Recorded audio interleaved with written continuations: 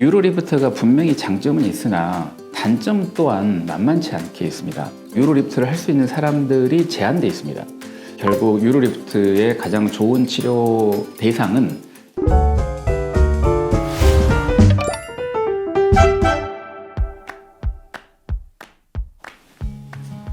안녕하십니까. 골드만 비뇨기과 민승기 원장입니다. 오늘은 제가 유로리프트에 대해서 말씀을 좀 드려보겠습니다. 흔히 다른 말로 전립선 결찰술이라고도 하고요. 정식 명칭은 이식형 결찰사를 이용한 전립선 결찰술이라고 하는 수술명입니다. 간단하게 유로리프트라고 많이 하는데요. 사실 이 유로리프트는 전립선 비대증 수술 방법 중에 하나인 거죠. 요즘에 갈수록 고령사회, 초고령사회 이렇게 되다 보니까 전립선 비대증 환자들이 늘어날 수밖에 없는 상황이고요. 약물 치료가 어느 정도 한계가 있기 때문에 결국은 이제 수술적인 치료가 필요한 경우가 점점 많아지고는 있습니다. 전립선 비대증의 수술적인 치료 방법들이 여러 가지가 있습니다. 과거부터 이제 했던 방법들을 제가 쭉 나열을 해보면 아주 과거에는 개복 수술도 많이 했었습니다. 그리고 나서 한 5, 60년 전부터 경요도 전립선 절제술이라고 하는 수술을 많이 했고요. 지금도 역시 전체 전립선 비대증 수술의 한 40% 정도가 경요도 전립선 절제술을 하고 있습니다. 그리고 나서 개발된 게 전립선 레이저 기화술 그래가지고요. PVP, 그린라이트 레이저 뭐 이런 레이저를 이용해서 전립선을 내시경으로 보면서 태워서 없애는 수술 방법들을 꽤 했었고요. 그런데 이제 이 방법은 뭐 장비가라든가 뭐 공급 문제 이런 것 때문에 현재는 거의 사용되지 않고 있는 방법 중에 하나입니다. 그리고 나서 홀랩이라고 하는 수술 방법이 요즘에 이제 상당히 각광을 받고 아주 많이 시행되고 있는 수술 방법인데, 홀미움 레이저를 이용한 전립선 광적출술, 이게 이제 공식 명칭입니다. 현재까지는 가장 효과가 좋고 재발도 낮고 환자 회복도 빠르고 아주 우수한 수술 방법으로 알려져 있고, 갈수록 수술 빈도가 국내에서 증가 추세에 있습니다. 그리고 나서 나온 수술 방법이 유로리프트인데요. 과거의 수술 방법들이 치명적인 단점들이 있었습니다. 뭐냐면 전립선 수술을 하고 나면 정액이 안 나오는 거거든요. 이게 이제 여러 가지 기전이 있지만 역행성 사정도 있고 전립선 액 생산 자체가 줄기 때문에 사정량 자체가 줄고, 이게 이제 가장 단점 중에 하나였는데, 이 유로리프트를 하고 나면 그 사정력이 보존이 되는 겁니다. 좀 젊으신 분들은 사정력이 상당히 중요하기 때문에 사정력을 보존하는 차원에서 유로리프트를 선택하는 경우도 상당히 효과가 있을 거라고 생각이 됩니다.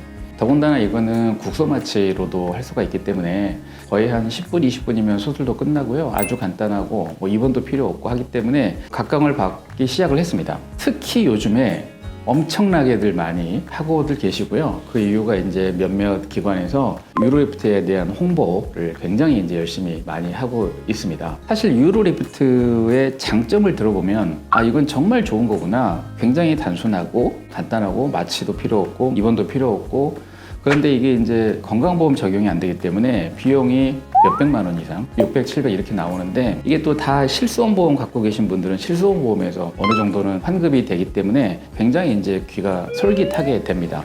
그래서 요즘에 이제 굉장히 유로리프트들을 많이 하시고 문의하러 오시는 분들 상당히 많거든요.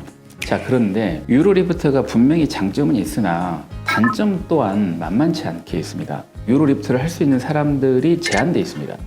전립선 크기가 너무 크면은 할 수가 없고요.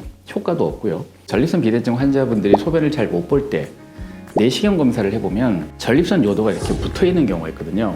그런 경우에 소변을 잘 못 보게 되기 때문에 결찰사를 이용해서 전립선을 이렇게 벌려주는 거거든요. 그러면은 소변 나오는 길이 이렇게 넓혀지기 때문에 소변을 잘 보게 되죠. 그래서 전립선 요도 폐색이 있는 분들한테만 해야 됩니다. 그런데 이제 가끔 내시경 검사를 해보면 방광경부가 되게 높으신 분들이 있습니다. 저는 이제 그냥 환자분들한테 턱이 높다 이렇게 표현을 하기도 하고요. 영어로는 이제 하이 블래더 넥이라고 표현을 하는데, 이런 분들은 사실 전립선 요도가 안 붙어 있고 벌어져 있는 분도 있습니다. 턱만 이렇게 높아서 가운데를 막고 있는, 이런 경우는 사실 전립선 요도를 양쪽으로 벌린다고 해서 그렇게 크게 요소 개선 효과가 없는 경우가 또 꽤 있습니다. 자, 그 다음에 또 전립선 비대증 수술을 원하시는 분들 중에는 증상을 좋아지게 하기 위해서 수술을 원하시는 분들이 많은데, 대표적으로 소변을 자주 본다, 갑자기 말해서 참기 어렵다, 밤에 일어나서 여러 번 소변을 본다, 이런 방광 자극 증상들은 유로리프트를 포함해서 어떤 수술 방법으로도 차이가 없는 경우가 상당히 많습니다. 그래서 결국 유로리프트의 가장 좋은 치료 대상은 전립선 크기가 비교적 작고 내시경으로 보았을 때 전립선 요도가 분명히 막히는 폐색 현상이 있고, 즉 소변이 약하다, 얼얼 안 나온다, 이런 증상들이 주증상인 분들이 효과가 좋다, 이렇게 좀 이해를 하셔야 될 것 같습니다. 또 이 유로리프트의 단점 중에 하나가 장기적인 문제입니다. 장기적으로. 사실 이 유로리프트가 그렇게 아주 오래되진 않았거든요. 그래서 아주 장기적인 결과는 아직 그 데이터가 없어서 잘 모르는 경우가 많은데요. 그냥 일반적으로 상식적으로 생각을 해보시면 전립선 크기라고 하는 거는 연세를 드시면 드실수록 계속 커지는 거죠. 일단 전립선 때문에 요도가 눌려서 좁아져서 이거를 벌려놓긴 했지만 소변은 잘 나오겠지만 결국은 시간이 지나면 전립선은 계속 다시 점점점 커질 것 같습니다.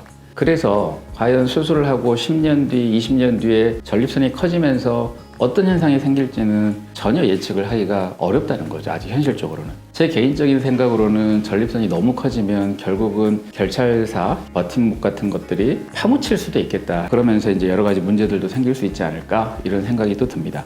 그리고 가끔 이제 보면은 하고 나서 정액에 피가 계속 섞여 나온다, 이런 분도 드물지만 있습니다. 어쩔 수가 없겠죠. 전립선 안에 이물질이 들어가 있기 때문에. 그래서 이제 이런 문제들도 또 예민하신 분들은 상당히 불편을 느낄 수가 있기 때문에 이런 단점들도 있다고 분명히 알고 계시는 게 좋을 것 같습니다. 결론적으로 유로리프트라고 하는 전립선 비대증 수술 방법은 경우에 따라서는 매우 효과적이고 환자 만족감이 굉장히 좋은 수술 방법일 수 있습니다. 하지만 분명한 적응증, 효과가 좋으실 만한 분들이 따로 있고, 또 적응증이 해당하지 않으신 분들은 결과도 좋지 않을 뿐더러 여러 가지 다른 문제가 생길 수 있고, 장기적으로 볼 때 재수술을 해야 되는 경우가 상당히 있을 수 있다. 이 점을 꼭 기억해 주시면 좋겠습니다. 감사합니다.